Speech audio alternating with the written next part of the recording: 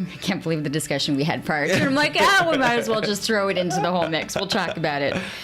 Well, initially trained in architectural science, which I can assure you will be one of the first questions I ask as to exactly what that is, Dr. Yousuf Siddiqui has spent the last 20 years exploring different facets of health restoration. His work in the Peruvian Amazon, as well as the Ayurvedic hospitals in India. Did I say it right? Ayurvedic, almost? Yeah, okay, there. Perfect. It's just part of what I think is going to be a really fascinating story. His focus and beliefs remain that the foundation of health is digestion, and we're going to hit on some of his other work as well. So we're going to be talking digest, but also men's, women's sexual health, and also the big focus today is going to be on the new intravenous infusion therapy, which he is currently doing at NutriChem. And this is a treatment that's really going to help kind of battle, and a great treatment for adrenal fatigue, for IBS, for immune function, and the list goes on. So let's head into this, episode 38 of Living Your Life with Leanne Lang, the podcast brought to you by Extension Marketing. And for more information, you can always check out extensionmarketing.com. Doc, it's great to have you here. Thanks for having me on. I'm very excited. I think we're in for a really interesting conversation. I hope so. Yeah. I think there's a lot to get to. Okay, as I said off the bat, architectural science. I actually had to go Google it because I wasn't familiar with the term. Right. What is it? It's the study of architecture. Okay. It was one of my first passions. What drove me into it was, in architecture, you are creating spaces that influence how people live in a space, and that's really what drew me into architectural sciences, was that ability to help influence how people live their lives. Interesting. Where did you study that? I studied it at Ryerson. Okay. Yeah. It's an interesting program. Yeah. It's not actually where you ended up, though. No. But there was a background to it and kind of how people live and the space. It's translated. As I was building my career, I mean, it was an interesting time. Actually, when I was in school doing my first degree, I was introduced into yoga at that time, and that's when kind of my healing journey began. Mm-hmm. But back to my previous career in architecture, more so in land acquisition and development. Mm-hmm. The frustration that I had was that the creativity just wasn't there. The influence wasn't there. And at the same time, I was starting to learn about myself and my own body and my own existence within the world. And I started exploring different facets of medicine in any free moment that I had. And then, I came to a pinnacle point where I redirected my entire life, and that was scary. Yeah, that is a big redirection.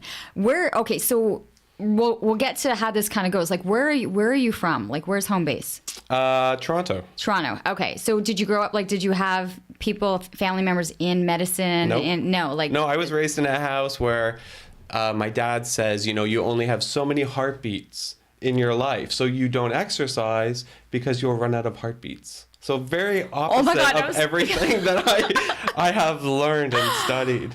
Yeah. I'm sorry. Can you? He's hilarious. Yes. You don't want to run out of heartbeats, so don't bother exercising. No. Have you ever? At what age did you realize that was absurd? When I started it was kind of an evolution, because there's a whole deprogramming that happens where, we're raised in a certain environment, culturally, socially. And then as we evolve, we start to kind of look at it in a more critical sense and say, what resonates with me today and what doesn't resonate with me today. So were you an active kid then, or? I was. Yes. I was a sick kid, actually. So I was the kid when I was younger who was always in the doctor's office, always on antibiotics. I was a sick kid. And then just reached a point where I'm like, well, what's going on in my body? And so I slowly started to explore different facets of medicine. Okay. Mm-hmm. A sick kid. I mean, just run down, always with an infection. Yeah. You have parents saying, we don't want you active because you're going to waste heartbeats. Well, they weren't saying. I mean, my parents were supportive, yes.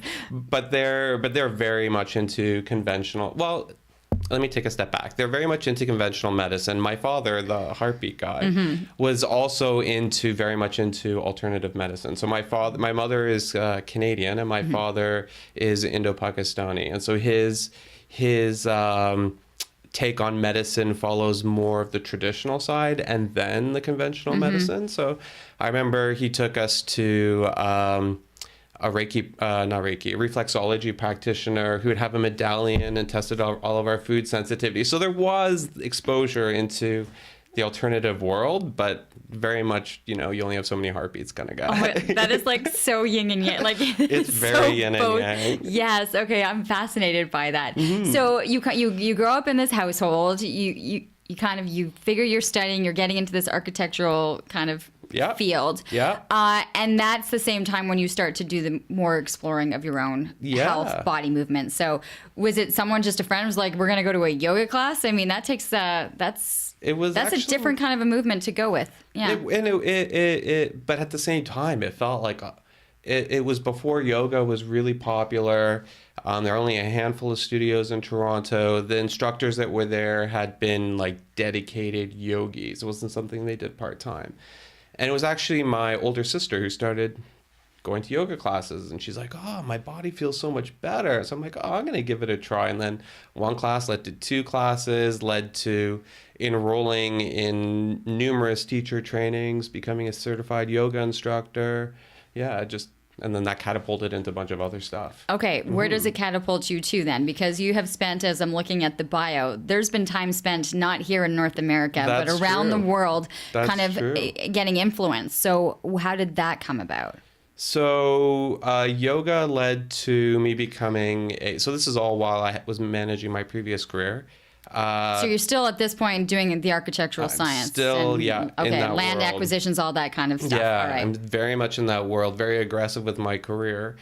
And also at the same time, just like, there's just this wealth of knowledge that I'm trying to like interpret and understand. And so that led to me from yoga to becoming a Thai yoga massage therapist, although I never actually did it. I'm certified in it.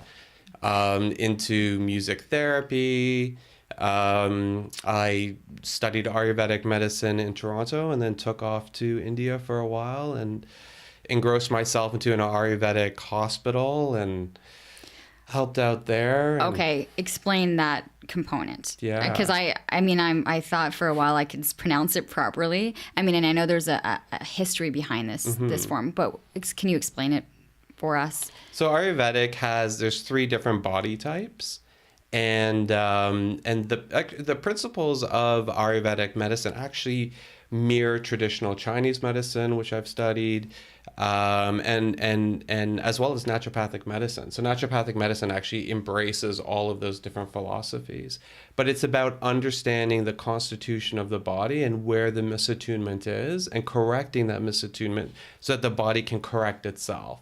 So the body wants to maintain a state of homeostasis, which is a state of balance. And when you breathe in, there are like minor fluctuations. When you're stressed, there's fluctuations. But when chronic illness starts to set in, the fluctuations become a lot greater, and then your body becomes more deficient as it's compensating. And so in all forms of traditional medicine, it's a deep understanding that it's not, that what we're trying to do is correct the body. We're not trying to palliate it or manage it through symptoms. We're trying to understand the actual root cause. So when you're doing this and you're studying in India, you're not getting the typical prescriptions to go to the pharmacist and fill something out. What are you dealing with as the healing components then when you're trying to figure this out? So I underwent what's called Panchakarma. It's a 5 cleanse. It's about a month-long process. And so you wake up every morning and you have an 1.5-hour oil massage, which is lovely. You have 3 people are in the room, 2 people are working on either side of your body and the other one's warming oil.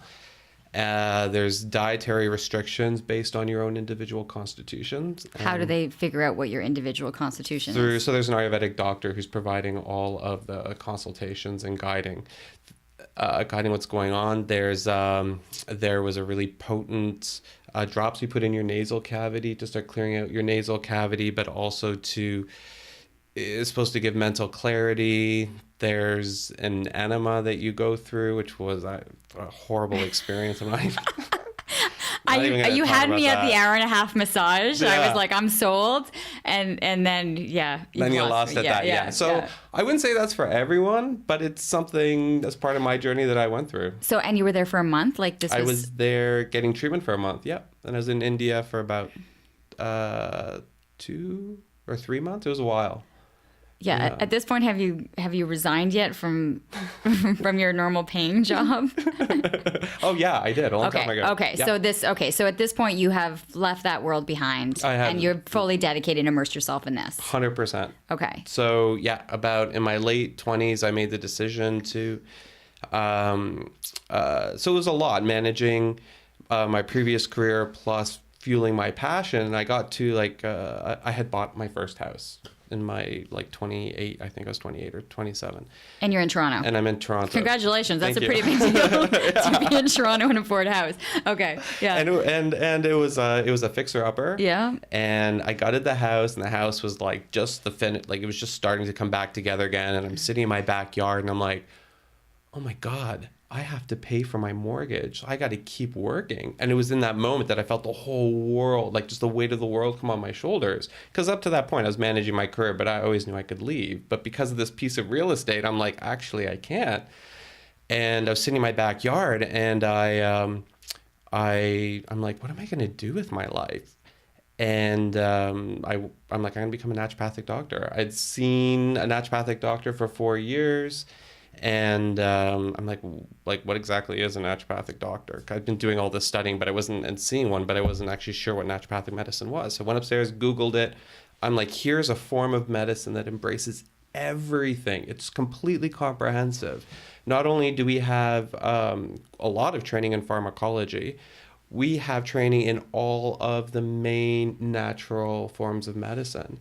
And so here I am as a practitioner, able to kind of have a really comprehensive knowledge base of all these different sources of healing.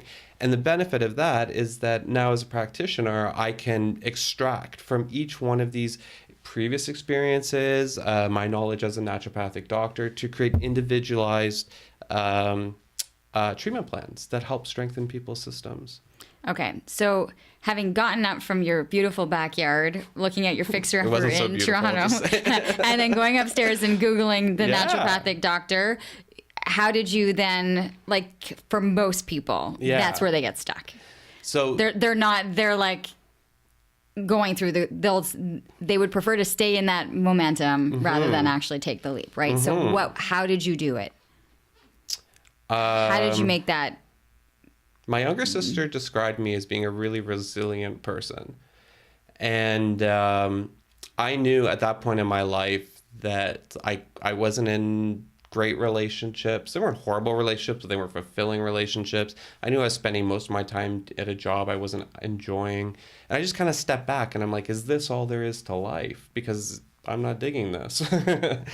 And just something within me was like, this is the answer. And it was just so intuitive. It was risky for sure. I mean, I had to give up everything that I knew and leave it into something completely unfamiliar. I mean, it was scary, but I wouldn't change it.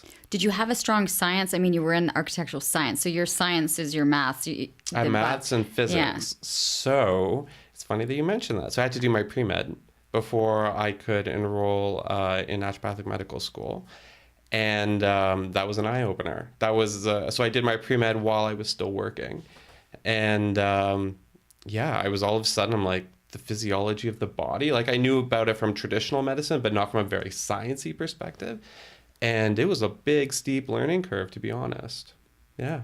What would you find most challenging in the studies? So in architecture, you can visualize and you can see things, and in the structure of the body, which I had a lot of interest in. Again, the same thing. You can see the musculature, you know where the nerves run. You can see the skeletal system.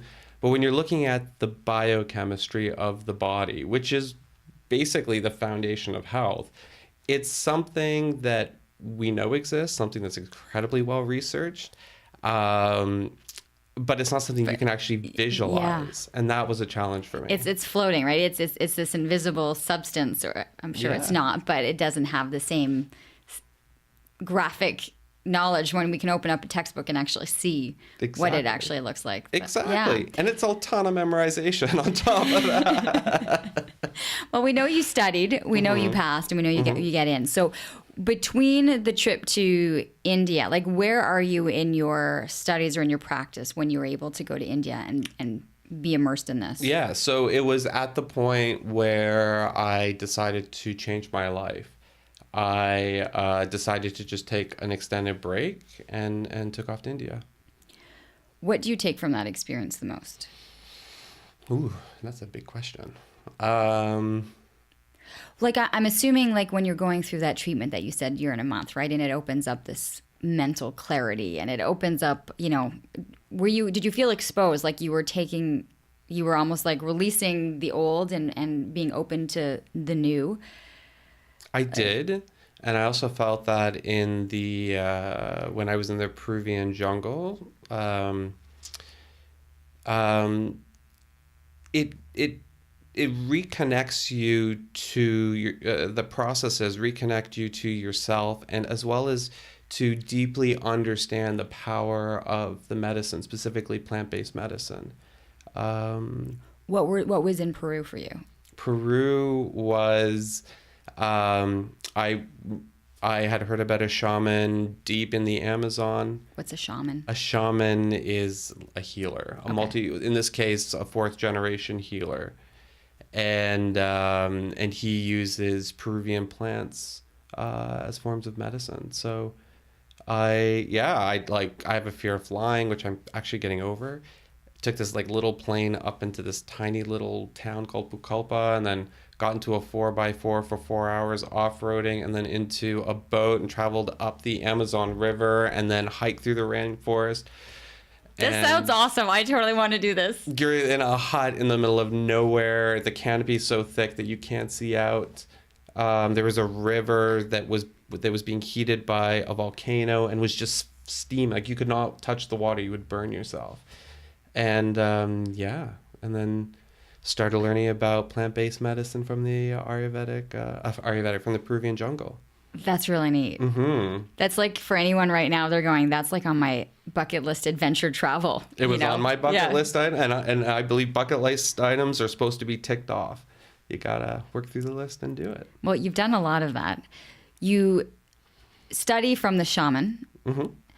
What did you learn most? Like, what was the lesson? Was it the medicine? Was it the way his perception was of the human mind and body, and that the body can heal itself in many aspects? Mm-hmm. In this case, it was. So I took it's a feminine plant-based medicine. It's called Ayahuasca. It's not actually legal in Canada, and I did this actually after I graduated from naturopathic medical school to bring clarity to my practice. And so ayahuasca, a lot of people will take it for PTSD. I don't have PTSD, but people take it for PTSD. But they take it just to build a clearer understanding of their life purpose. And so as I was now starting my new career, I just wanted to have really, really clear focus as to the direction I wanted to go in. Did you find that? I did. So you return from your Indias and your Peruvian Amazons, and you set up practice. And I set up practice. Were you in Ottawa right off the bat? How did you end up here? So, no, I was practicing in the suburbs of Toronto in Burlington. And what brought me here was actually the love of my life's job. Yeah, we actually just we were looking for a change. I was born and raised in Toronto. Although for my dad's work, we lived internationally. That was pretty much home for me. And I was just tired of it. I was tired of the city. I was tired of commuting. I was tired of to get into nature, you'd have to drive an hour, and even still you'd be looking at the skyline. I just got tired of it. And Ottawa felt like a really good fit for us. You managed to make your way here. And then we'll get to, because you're one of the doctors now at NutriChem. I am. And there's a lot of work that's being done there, and a lot of new treatments, a lot of new ways of looking at medicine. When you go down, so let's break down so that people listening kind of get the information that they're looking for when they're talking about their own health. The digestion Yes. The root of health. And I've heard it so often now, and I'm kind of really opening myself up to really understanding this. The root of health. Why so passionate that it's in our guts, it's in our system as to the rest of our health? Right. Well, it's such a deep question. If you look at something like anxiety, for example. So serotonin, 90% of the serotonin in the body is actually made in our gut. So if we have compromised gut health, typically those individuals will have compromised serotonin and will start, be experiencing anxiety.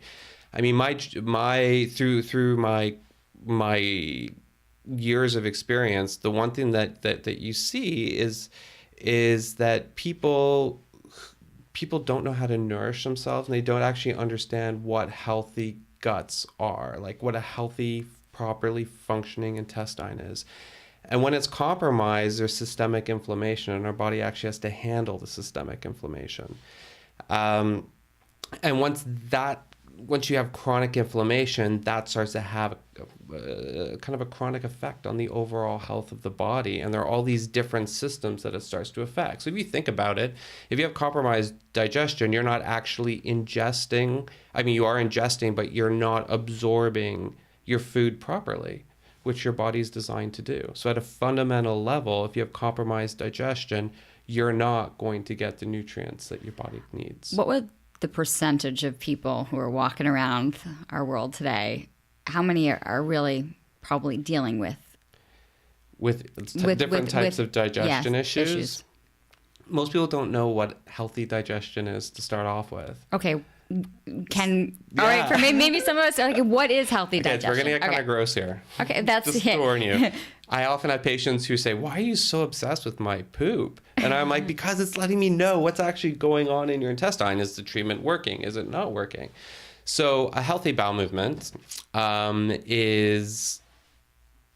I'm going to go for it. Go for it. So a healthy bowel movement, it's 1-2 pieces, easy to pass, the thickness of a loonie or a toonie, and it's a relatively pleasant, quick experience. Anything other than that means that there's something going on in your gut. Okay. We're going full openness here, okay? Because this is the discussion I was having before we actually started. Veronica is laughing, on the other side of the glass right now. So I love my listeners, and I'm so sorry.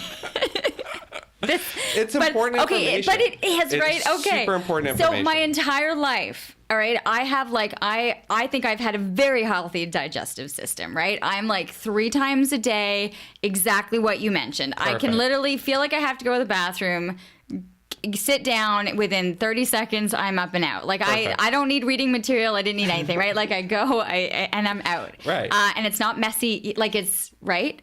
And I have had my entire life like that. However, in this new exposure that I have in these podcasts, I've been talking to so many doctors, and I'm realizing that I have to start taking multivitamins. So I have now, in the last week and a half, actually started listening to what people are saying and started taking a multivitamin. Right. I am so miserable right now. Oh, no. I am beyond miserable. Something's happened. So my wonderful moving digestive tract is not working.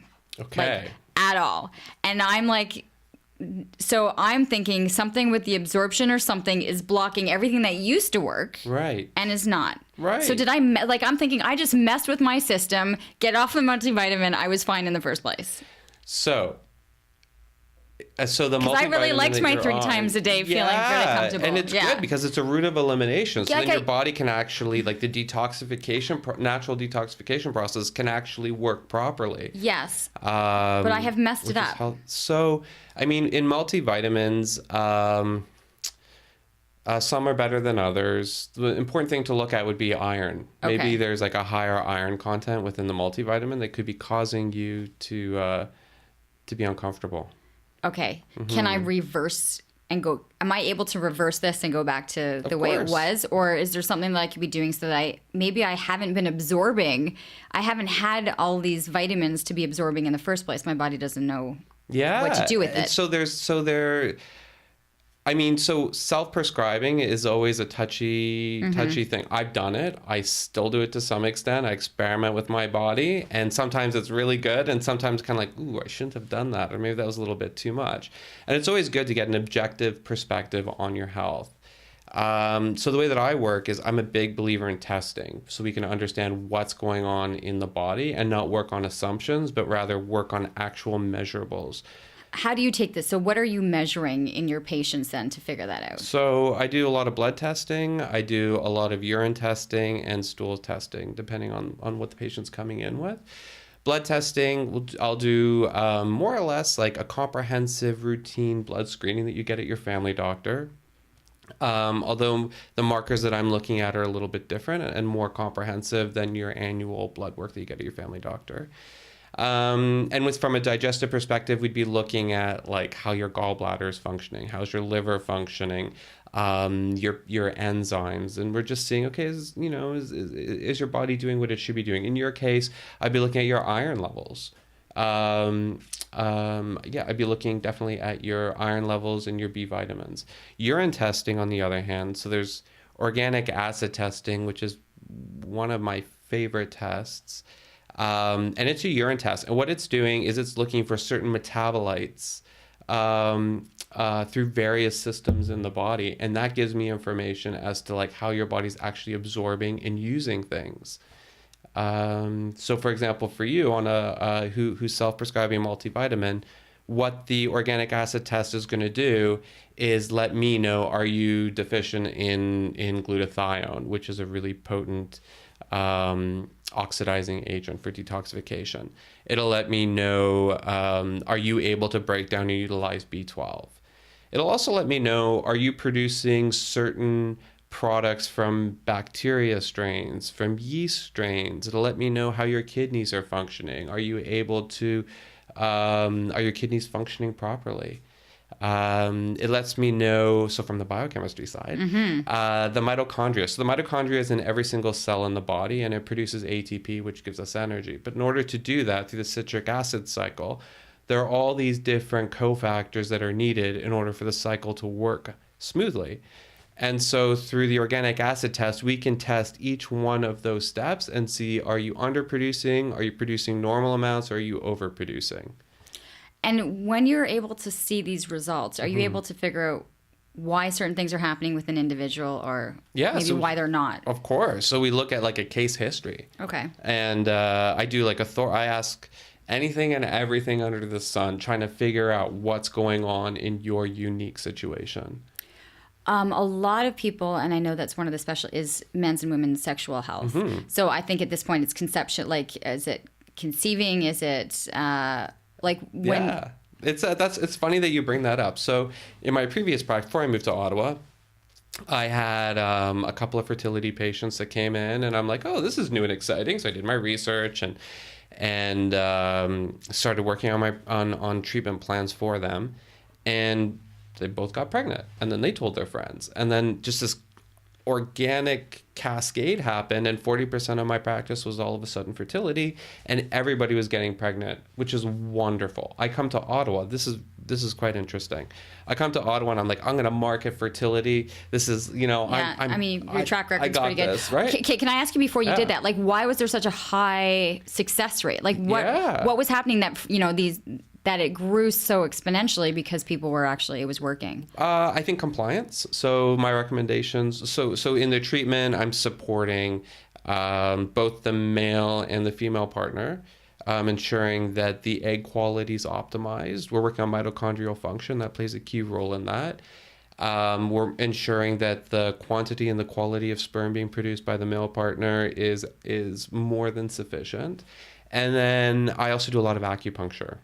And so the combination from the orthomolecular side, the traditional side, and the traditional Asian medicine side works well. Okay, so I'm going to go back a second. So you were talking about male sperm, right? That it's healthy, that it's Yeah, it takes viable. 2 to tango to make a baby. Right. But are you able to take low levels? Like, are there things that people can do For sure. in their foods, in their activity, like to be able to increase the possibility that those weaker sperms become stronger sperms? Like, what are some of those suggestions? So, I mean, there from the orthomolecular side, there's CoQ10, there's zinc. They're very well researched to support spermatogenesis, which is developing a sperm. But there's also lifestyle things like when you're looking at fertility, when the testes sit too close to the body, there's too much heat, which causes faster die-off of the sperm. A man should ejaculate every other day because the half-life of sperm is actually very short. So you want your body to keep producing more new, healthier sperm. Those are the main things that we look at. So those are some tips right there for people. And then for a woman, in terms of, I guess, then having a more fertile egg. Yeah. Is that what they're? Yeah. So with women, it's not just like it's supporting the development of the egg. Then we also have to look at her uterine lining, her progesterone levels. We need to look at just kind of her overall health, the way that her body's using insulin. Like, it's I know very you say complex. it's two to tango, and yet I feel like the woman's side would be a little bit way more complicated. For sure. I mean, there's one thing about not having, your balls hitting too close while you're doing activities, like you talk about heat, but I find that the system is much more complicated. It is more complicated, but what's important is in all fertility is that it is 2 people, and so. It takes 2 people to make a baby. And what's important to me in my practice with my patients is that the female partner fully understands that it is in fact 2 people, because fertility, it's a very emotional process, right? And I don't think that the female partner should feel the brunt of it. Should be, coming to treatments alone. Should be having more treatments than her husband's getting. I think that there should be a partnership through the process. What was it like to be able to see these success stories? Like, there's got to be, like, how cool is that? It's like, it's really rewarding, I have to say. Yeah, it like when someone has been trying for 2 years to get pregnant, and then 2 months later under treatment they get pregnant. It's just this big. Yeah, and then when they bring their baby in, you're like, oh my God, there's your baby. It's like heartwarming. It's life-changing for them. Absolutely. Yeah. So you built this strong practice in Burlington. You moved to Ottawa, and you're thinking you're going to be going along this route fertility here, right? thing, right? Yes. I'm like, well, I'm new. Right. I'm really passionate about fertility. I'm going to jump on the fertility train. And so Again, I'm not the best marketing person, just to let you know. Not my shtick. I'm not on Instagram. And so I start marketing fertility, and people start coming in.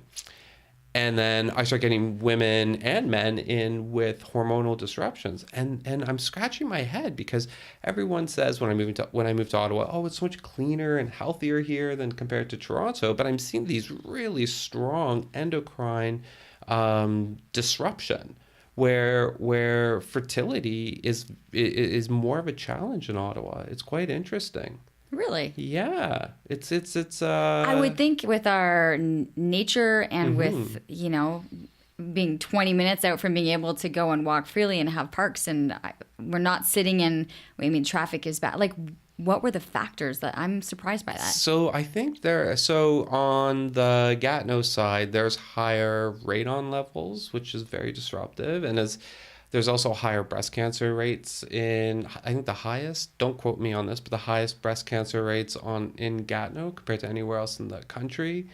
We know that the nuclear power plant up the Ottawa River dumps into the river, and that's our drinking water. So there are all these things that are kind of coming into play. So I haven't done extensive research. I'm starting to figure out, like, where is it stemming from, but I'm asking lots of questions, going, what's going on here? I when you have 20 women in their late 20s coming in who've been trying for 3 years to get pregnant, and you're seeing a lot of it, we have to step back and say, well, why is that happening? I feel like we have like an Aaron Brockovich. Yeah. Like, I would never have thought that in our community, and with the Yeah. vast land. Plus, everyone's going to Gatineau to take in. Going to Nordique. We're going to the Nordic. We're going to, Meech Lake. We're going, we're going to do our hikes there. Yeah. Yeah, and so clinically and my detective brain, I'm kind of taking a step back going, okay, what's going on here? Right. It's a little different. Okay, so you're figuring that out. You're kind of evolving with that practice, but you've kind of maintained that and then added on. Yeah, you keep adding as a practitioner. Yeah. So I mean, the nature of what I do is, I do have specific areas of focus, and digestion is one. So when we're looking at endocrine disruption, we also know that if we bring it back to the gut, if you have rapid transit or slow transit, we know that hormones are, estrogen, for example, is excreted through stool. So if you have compromised digestion, the estrogen can get reabsorbed and and result in what's called an estrogen dominant constitution. And so going back to digestion, if we can re-regulate digestion, then we can start helping the body metabolize its hormones correctly and then see where it's at. You were talking a little bit about that self-diagnosis, right? And we're looking at what we're doing, and people are thinking, okay, well, I'm going to take my probiotics and we're going to kind of fix things that way. Right. Having a bowl of yogurt isn't necessarily going to fix the digestive health track. No. And for some people, it's great. For some people are I have my bowl of yogurt and I have regular bowel movements and I can tolerate dairy and life is good.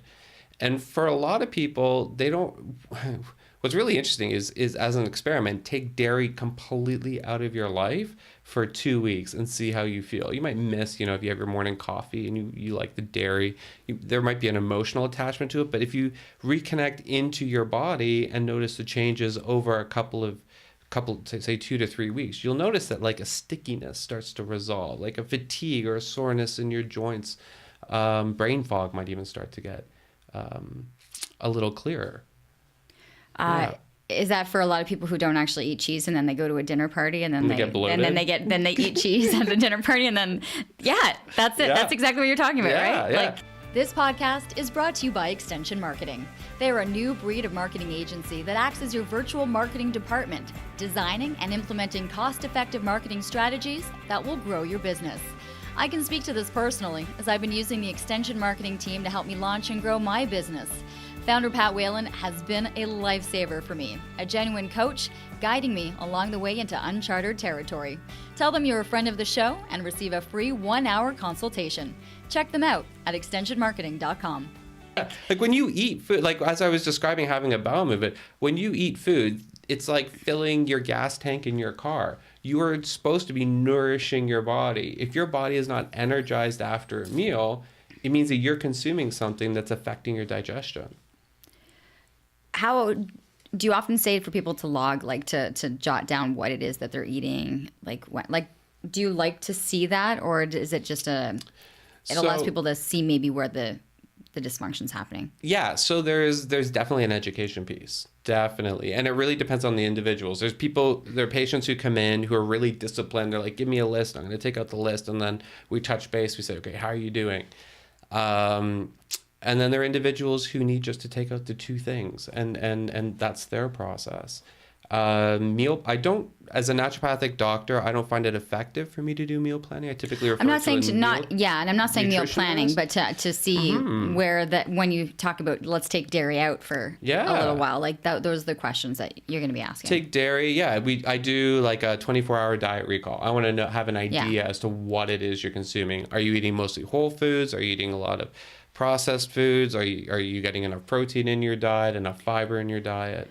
And then when you take all of those tests that you had talked about, you talked about the stool and you talked about the urine and the blood. When you're combining all of that together, what is the end result that you're looking to be able to provide the patient? Okay, so if someone's coming to me with digestive complaints, what I'm specifically looking for right now is to evaluate the microbiome, so the bacteria that's within the colon, within the small intestine and the large intestine, more so the small intestine.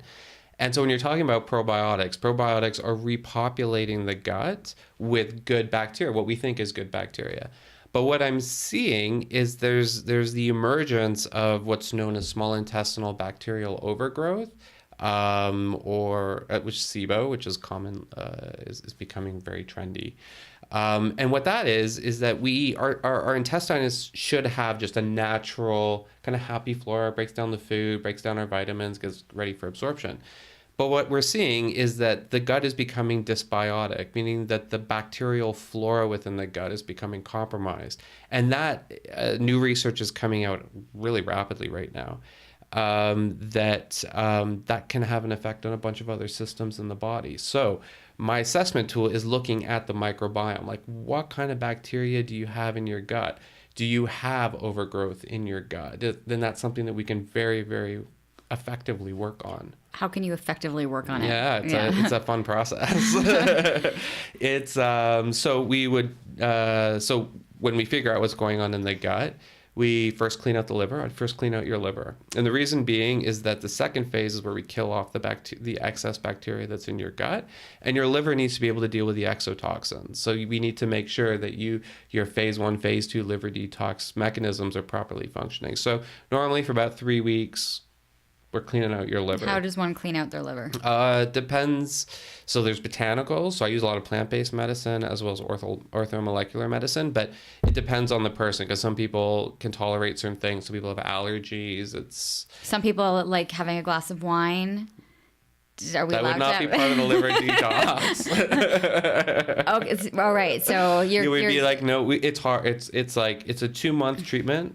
About 2 months, and it's like I need you to be compliant. Yeah, there's moments in the treatment plan where I'm like, okay, we can move to about an 80 or 75% compliance, but there's certain phases that we just need to make sure that your body is as strong as it can be. I would think at this point people are so desperate to feel better. Mm-hmm. Oh, they're compliant. Like, that they're compliant. Oh, they're compliant. You know, like if you're listening going, I'm still going to want my beer and my wine. Yeah. You're not at that stage yet where you're desperate for relief or to feel better. Right. Okay. And in those cases, that's what I was talking about. You just choose the 1 or 2 things, and then they start to feel better, and then the trust builds, and they're like, okay, I'm starting to understand my body on a different level now. Let's move to the next step. Right. Yeah. So you're able to do this liver cleanse, which then allows the next phase. Which is the antimicrobial phase, which is, it depends on the person, but it's about 2 weeks. It's, and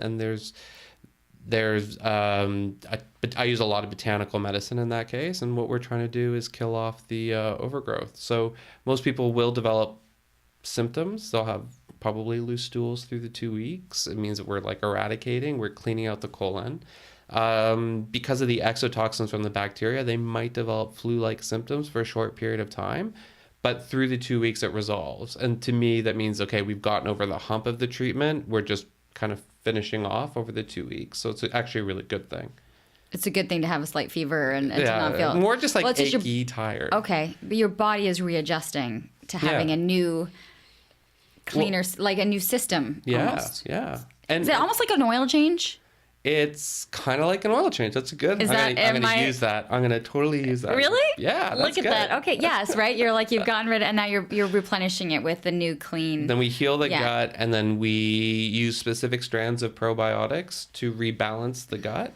So, for example, people with IBS, which is a diagnosis of exclusion, it's when they've had everything tested and they're like, you got IBS, you're going to have to live with it. I think people are very frustrated with that because it seems like in every other conversation, people are dealing with IBS. Yeah. So this is exactly, for people that have gotten that, well, you got IBS, this is exactly what we're talking about. Yeah, and the funniest thing was I had this patient come in, and we'd gone through the treatment. She came in, she goes, oh, I don't know if this worked. I don't know if this treatment worked. I'm like, oh no, what are you feeling? She's like, I have this sensation like once or twice a day, and it feels kind of uncomfortable. And she goes through and she describes it. And then it dawns on me, I'm like, that's what like a normal bowel movement feels like. And her mind was blown. I'm like, you're having healthy, pleasant bowel movements now, when before it was like 10 a day of just explosive, not very nice experience. I'm like, that's the sensation of actually formed stool moving through your colon. It's letting you know that you can go to the bathroom and open up and release. Yeah, like the idea of it not being urgent was something completely foreign to her. Yeah. You have these reactions from patients. You have them then getting onto their own personalized, because I think the medicine that you're talking about is personalized, right? Very personalized. It's very personalized. And people are looking for ways to consume this personalized medicine. There's now this intravenous, right? This the IV therapy. I love IV therapy. Okay. This is new. It seems. The first time I really heard about this was a friend in Vegas. Yeah, the hangover cure. The hangover cure. And they're like, no. They're like, there's like a doctor on standby, and they come up to your room and they replenish, and you feel so much better. Yeah. And I'm like, had I had this on standby in all my cases of like the worst hangovers ever that I promised myself I would never drink again, this would have saved my life. This was my first reaction to, or this was my first introduction to. It's common. Right? Like, so that has become more of a talked about thing. And a friend of mine actually just, I think, posted themselves getting this done in Vegas. I'm like, okay, wow, I didn't think we'd gone that far. But is this what is this was the start of this quick, almost like fix?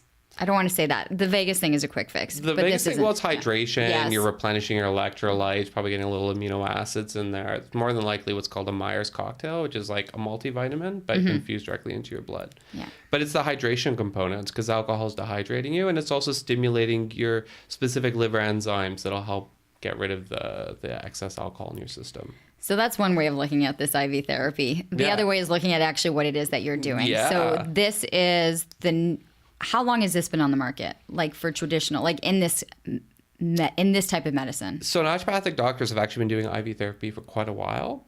There are IV clinics in Toronto, in Vegas, and London, New York. Like it's actually more common than you think. But in Ottawa, Ottawa tends to be more conservative in bringing in new therapies. So we're introducing it. We're slowly getting there. Okay, so what was it for you to start embracing this and start using this with your patients? And how different is it from taking your oral and your oral medicine, your oral vitamins, to this treatment? So my first experience with IV therapy was actually when I was doing my pre-med and I got the flu. I was at work and I could feel the flu coming on, and I had an exam the next day. So I booked an appointment in to get an immune booster IV bag, and I went home. It induced a fever. I sweat like a ton through the whole night, and I woke up as a completely new person, not sick, totally fine, able to write my exam. And in the moment, I'm like, okay, there's something about this. And so when we're looking at IV therapy, so we look at the oral administration of supplements. That was a long time ago that you're studying. That was a long time ago. Right. Yeah, and I keep getting IVs. Yeah. So this is something you have maintained over since time. Ottawa, not since coming to Ottawa, but prior to Ottawa, yeah. Okay, so, all right. Okay, fast forward. So now you're doing these. Okay.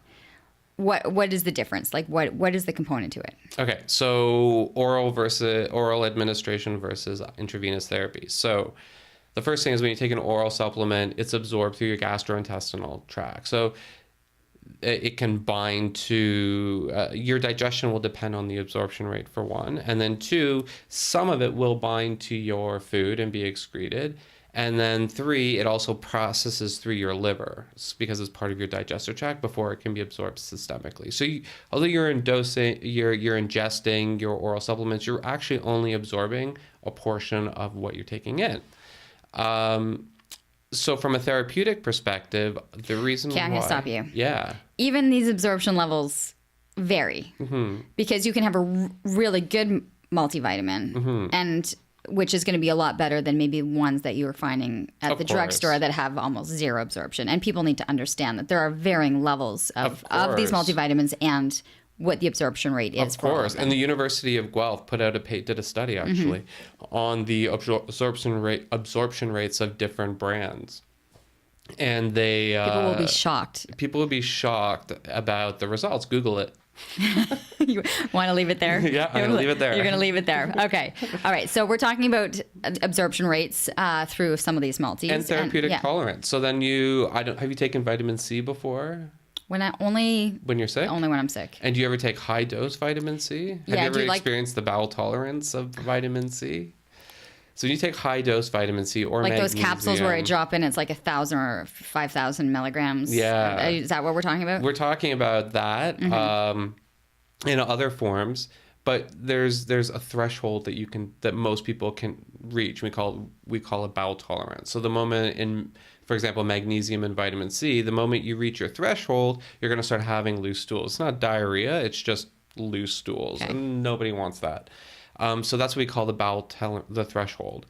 With IV therapy, because we're bypassing the digestive tract, I can put way more vitamin C into your system, way more magnesium. I'm infusing minerals, vitamins, and amino acids directly into your blood so your body can use it right away. I'm completely bypassing the digestive tract, making those vitamins, minerals, and amino acids more bioavailable to your body. So people tend to get better a lot faster.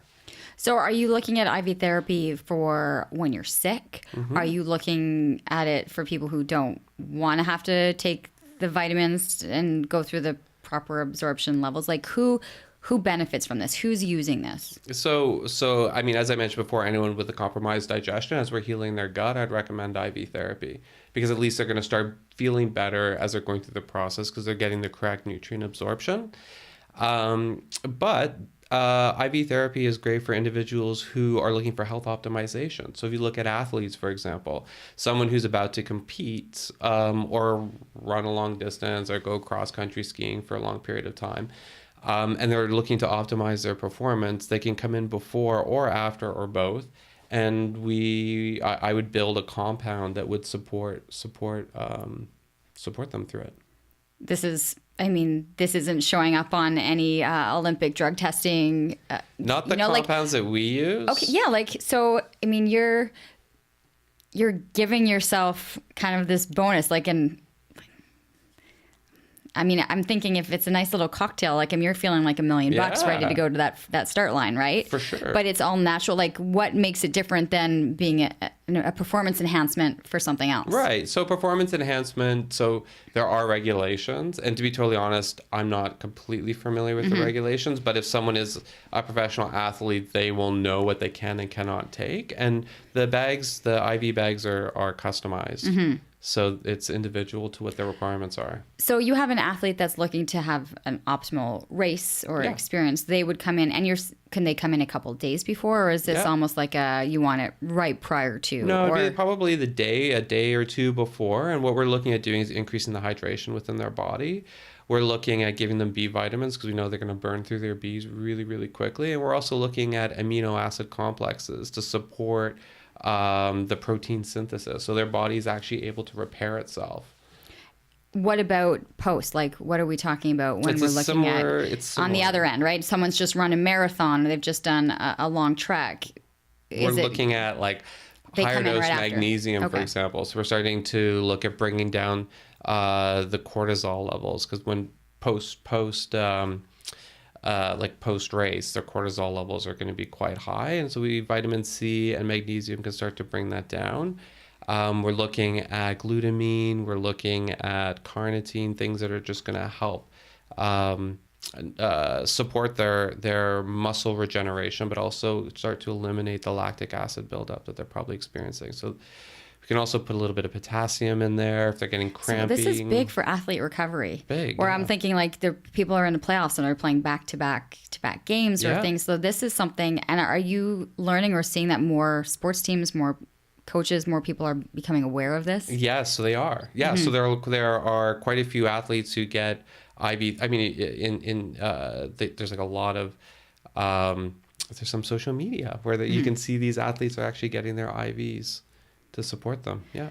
So that's one angle to it. The everyday average consumer is another. Yeah. How often would you then, if they're not taking the vitamins on a daily basis, how often would you see a treatment like this? So if you're an individual who has a deficient constitution, you're someone who has adrenal fatigue, for example. Everyone's heard of adrenal fatigue. So when you wake up in the morning, it's turn off the alarm clock, takes you 30 minutes to get out of bed, your body feels stiff, and you just have trouble mounting your cortisol in the morning and sustaining your energy throughout the day. And in those individuals, in certain cases, their energy actually spikes in the evening, preventing sleep. So their whole system is just completely dysregulated.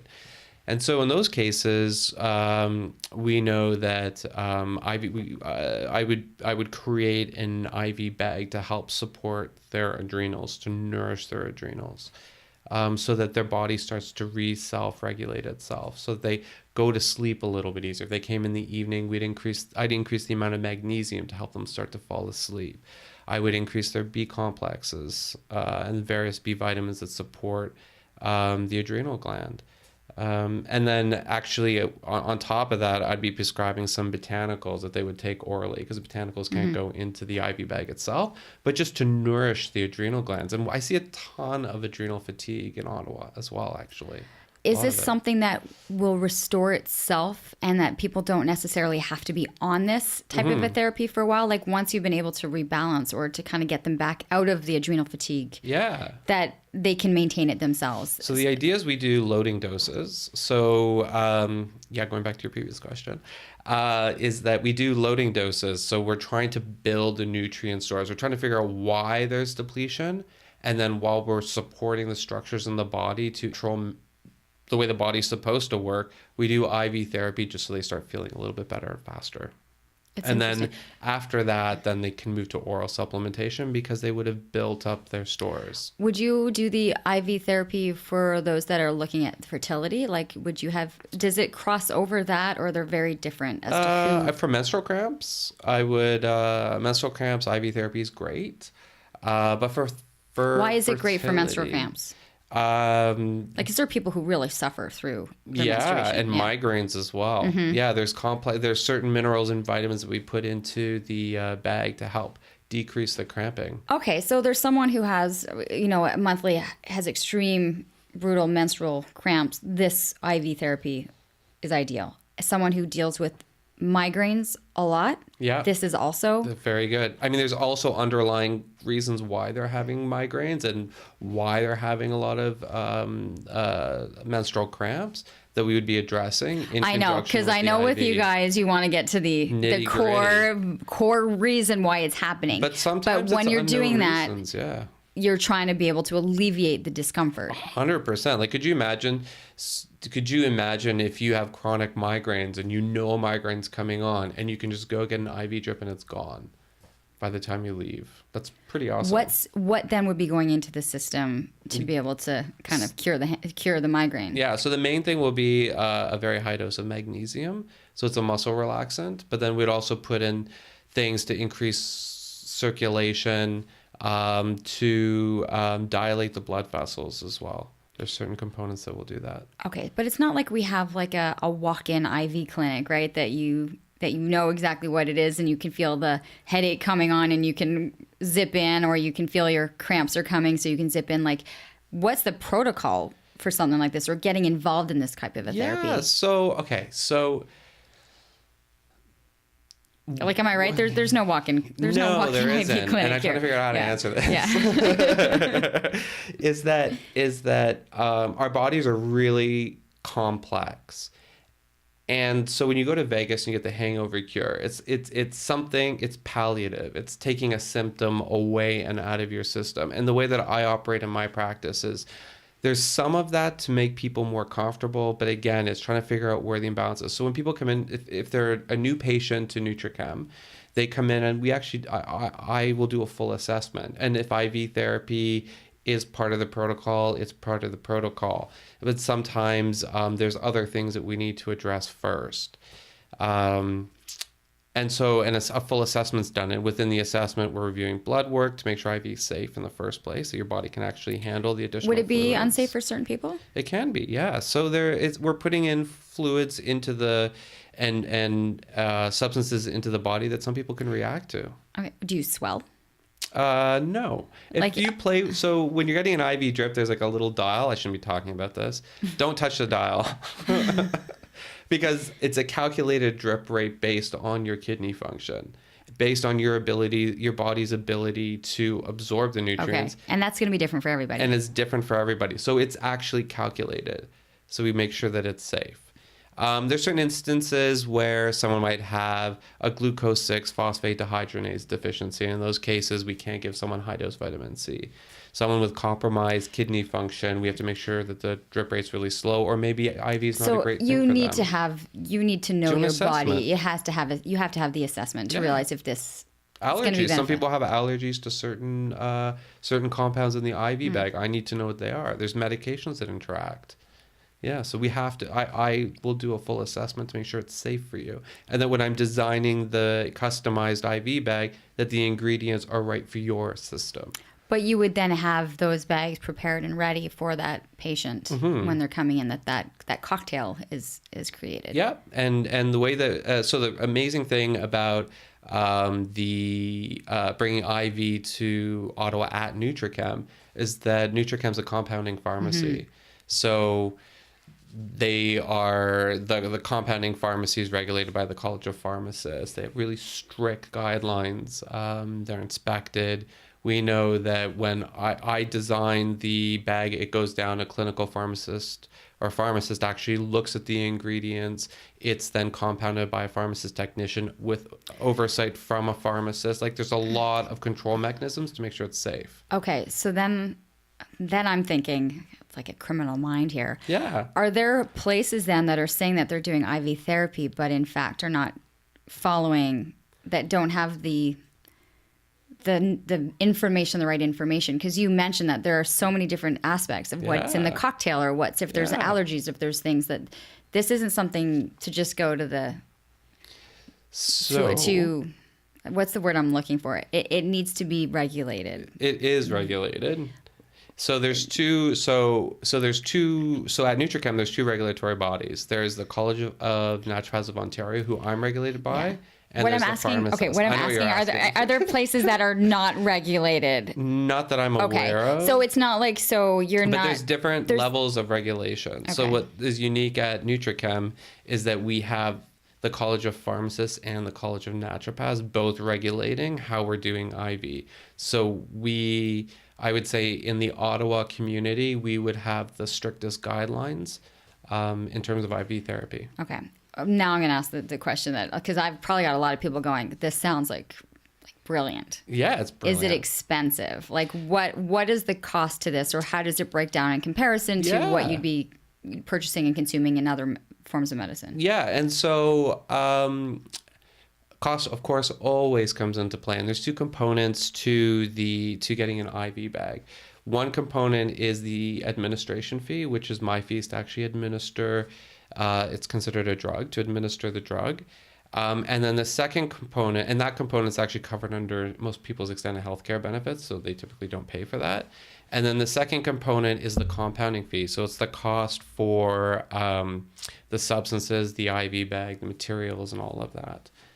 So there's two components to the cost. So at NutriChem, because typically with IV, for someone who's more in a deficient state, they would be coming in weekly for at least a certain point of time where we're doing loading doses. And so in order to make it more affordable for people, we offer a 10% discount if you buy 6 bags. Like, we're trying to, but it's not a cheap therapy. It's an effective therapy, but it's not like buying your vitamins from Costco. It's an effective treatment with a lot of quality control that's quite efficacious. It really benefits the body. Is it an investment? I wouldn't say it's an investment. So if you're starting once a week having to do this, are you able to then, once your system stabilizes a little bit more, that you're in once a month? Or is it always going to be a once a week? It depends. So the reason why I can't really give you a number. I know. Yes. So let me explain myself, because it's sounding like kind of sketchy, and I get that. Well, I'm not. I mean, I understand for a lot of this, right? But it's like there isn't one. There's different. So each bag will have individual constituents in it, and then that will determine the cost. So the starting price for an IV bag is about $150. Okay. Is the starting price for a bag, and then it goes up depending on how much stuff's actually in your bag. To be honest with you, I thought it might be more. Oh, really? Okay, yes. Good.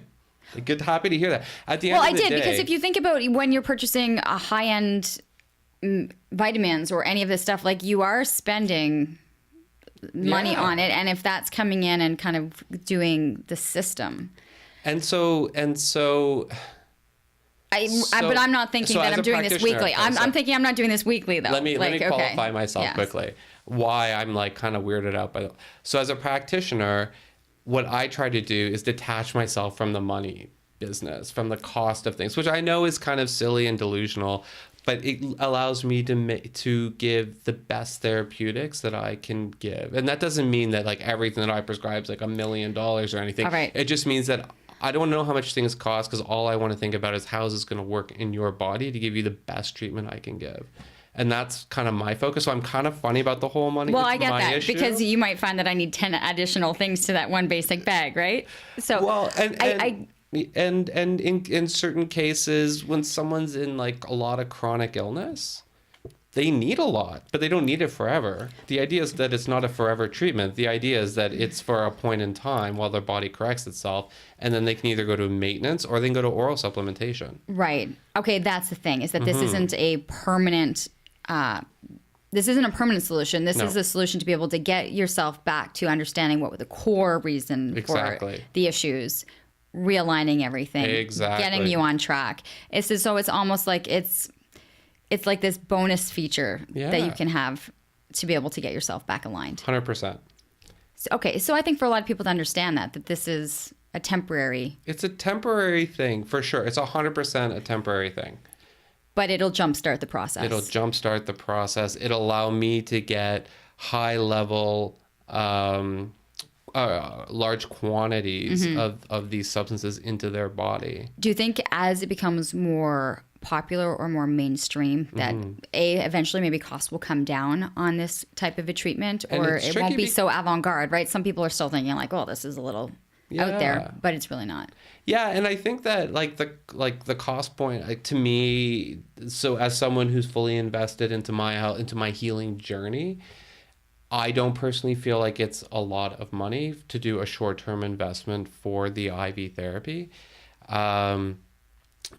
I personally don't feel that, but there are people who have different financial. If I'm suffering states. from migraines and I have an ability to feel what it's like to not, and like to get rid of it, right? Like, could you imagine if you're like, so you have migraines, or could you imagine if you've been burnt out for the last 10 years, to know what it would feel like to wake up in the morning and be like, oh my God, I have energy, to feel like myself again, right? Like that to me is priceless. So the cost of the IV bags, I feel like it's a reasonable amount, and it's not a long-term treatment, but it's a treatment. And some people, to be totally honest, we have people who are booking in who are just like, I just want to come in once every 6 weeks because I don't want to take my oral supplementation. I just want to get it through an IV bag. So they come once every 6 weeks.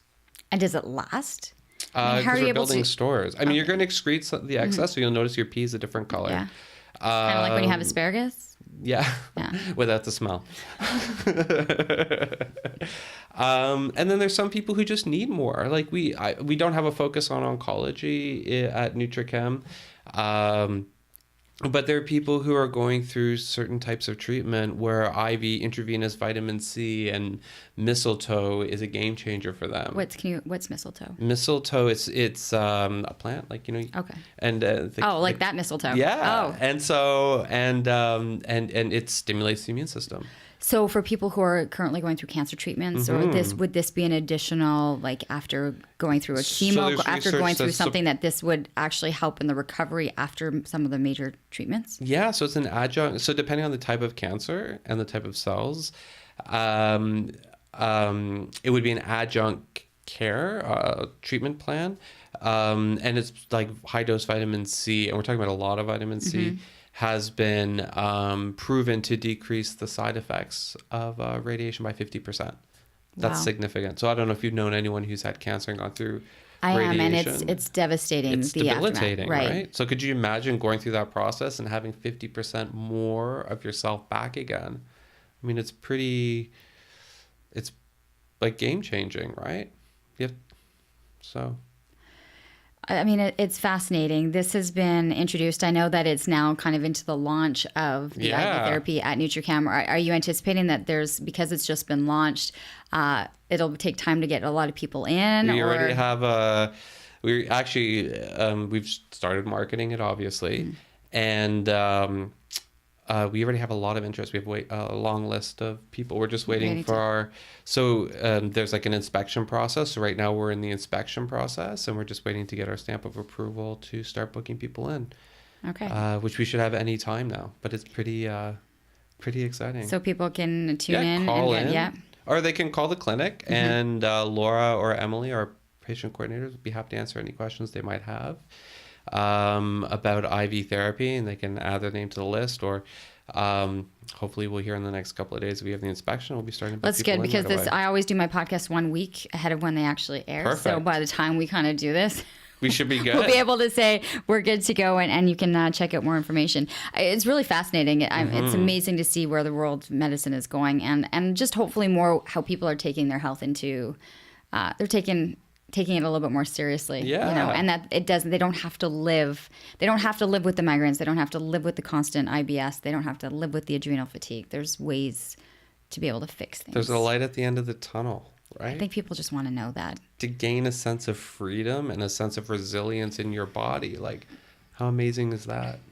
It's almost worth going to the Peruvian Amazon. I cannot recommend it because my regulatory college won't let me, but it was a really cool thing to do personally. Yeah, I like the whole hour-and-a-half massage that you got to have every morning in India. Yeah, I think I'd fly over just for that. Doc, it's been an absolute pleasure. Thank you so much for sharing the stories and opening us up a little bit to understanding more about IV therapy and its availability here now in the nation's capital. So I know you've had some of the other colleagues that have been on. I've had some really interesting stories with a number of the different naturopathic doctors. They are part of our podcast. I think Kent McLeod, who pretty much founded NutriChem, and who's very big on deprescribing medicine. That's like his big thing. He was one of our first guests that we had on the podcast. We've had Dr. How was Tanya's baby? She was very pregnant when she was here. She's good. Is beautiful. I can imagine. Beautiful. She was a beautiful person. I love the information that she shared. These are all podcasts that we have, so please take a look. This is episode 38. We have a ton of episodes for you on Living Your Life with Leanne Lang. Thank you so much for all of the response that we have received. Please like and share and subscribe and let your friends know about it. And it would be great to be able to see this continue to grow the way it is. That is a wrap on episode 38 of Living Your Life with Leanne Lang. Have a great day. Thank you.